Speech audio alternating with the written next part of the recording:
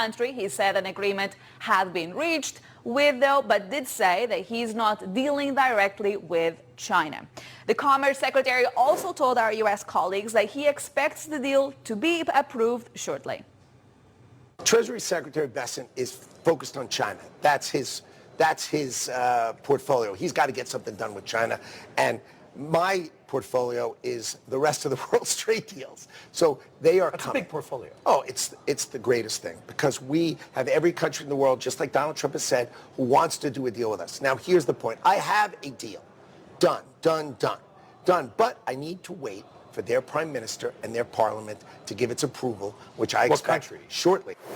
Now, the U.S. President Donald Trump also signed a pair of executive orders to relax some of his tariffs on cars and auto parts. Car makers can apply for small credits based on the value of vehicles assembled in the United States, whilst duties on foreign parts will also be cut. The Trump administration says the move should allow car makers time to move supply chains to the U.S.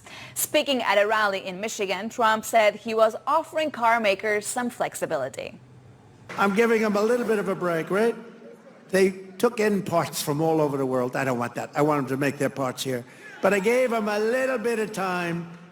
It's 15% and then 10% of the parts, so it's not so bad. Somebody would say, oh, well, that's a change in parts. It's not.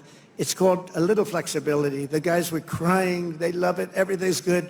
But just in case we can't get everything in time, we gave them a little bit. So it's 15% of the parts and then it's 10% of the parts. We give them a little time before we slaughter them if they don't do this. Right. They're going to make so much money. They're going to have so many jobs. And the president was speaking there at a rally to mark the first 100 days of his second term in the White House. While the president remains extremely upbeat, U.S. majors have suffered their worst start to a presidency since Gerald Ford assumed office in 1974. So let's break it down. Looking at U.S. majors since the inauguration, it is very clear. You have the numbers on your screen. It has been a very turbulent time for Wall Street, and all in all, U.S. majors are down over this period. But if I bring you back to Europe, we can still see outperformance for European majors in comparison with Wall Street. It has not been the rally that we had seen at the start of the year. That has faded with the Trump administration announcing tariffs on European goods too. But all in all, European majors are still outperforming Wall Street so far this year.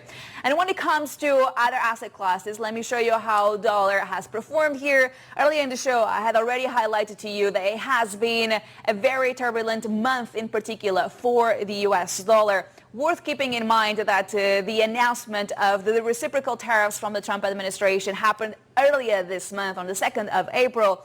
And so that has meant that investors have been questioning, can they still trust the U.S. government?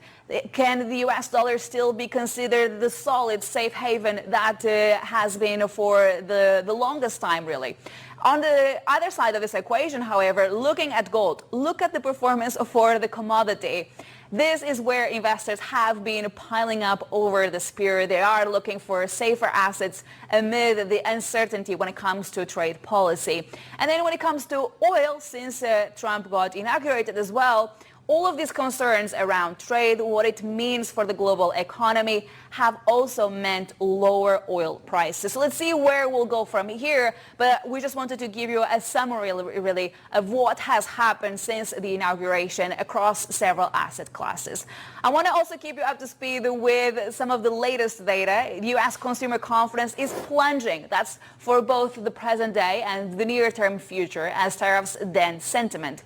Now, the Conference Board's Expectations Index, which measures how respondents look at the next 6 months, tumbled to its lowest level since October 2011.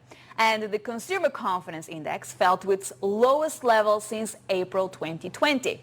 It's now fallen for 5 straight months. The U.S. goods trade deficit widened to a record $162 billion in March as importers front-loaded in a bid to avoid Trump's tariffs. Imports hit an all-time high of more than $342 billion.